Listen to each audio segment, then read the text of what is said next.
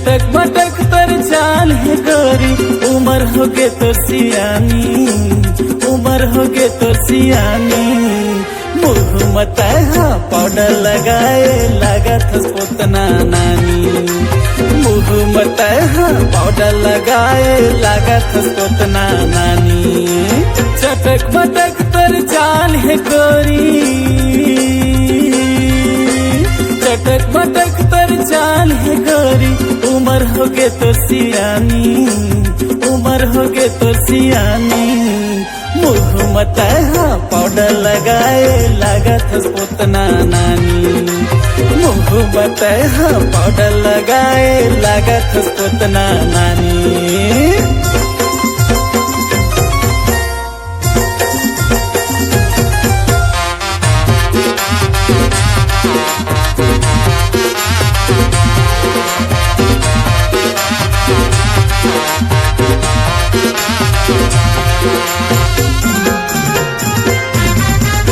संभर पखर के चौथस घर ले लगथस बड़ बवा, रंग रंग के है तोर पहिराई लगथस बड़ कमाल।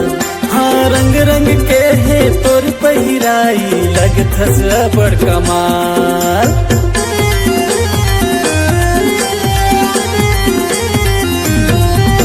संभर पखर के चौथस घर ले लगथस बड़ बवा, रंग रंग के है तोर पहिराई लगथस बड़ कमाल। हाँ रंग रंग के है तोर पहिराई लगथस बड़ कमाल। गली मुहल्ला में लाइन लग जाथे,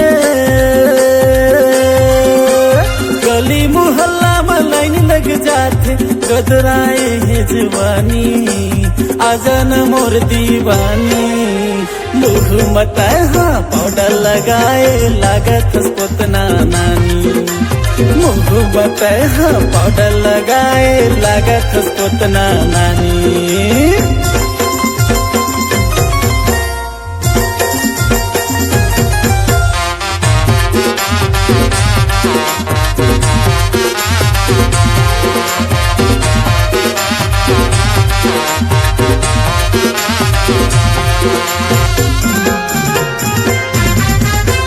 घोड़ा पूछी कस चुंदी रखाए जाथस तहा बाजार, मटक मटक के कन्या हलाथे तुरी के नखरा हजार।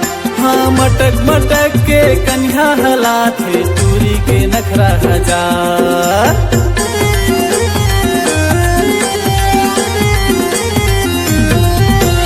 अपन परानी बना हुआ रानी आ जाना मोर पास, डीजे बाजा सब संगे मला हूँ बारात। हाँ डीजे बाजा सब संगे मला हूँ बारात। फूल डहरू कस तोर बदन है, फूल डहरू कस तोर बदन है, खलकत घघरी कस पानी आजन मोर दीवानी। मुँह मता पाउडर लगाए लागत पोतना नानी, मुँह मता पाउडर लगाए लागत पोतना नानी। चटक मटक तर चाल है गोरी,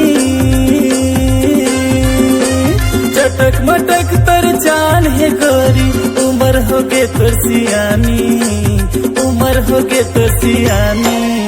मुँह मता पाउडर लगाए लागत पोतना नानी, मुँह मता पाउडर लगाए दिखत पोतना नानी, मुँह मता पाउडर लगाए लागत पोतना नानी, मुँह मता पाउडर लगाए दिखत पोतना नानी, मुँह मता पाउडर लगाए लागत पोतना नानी।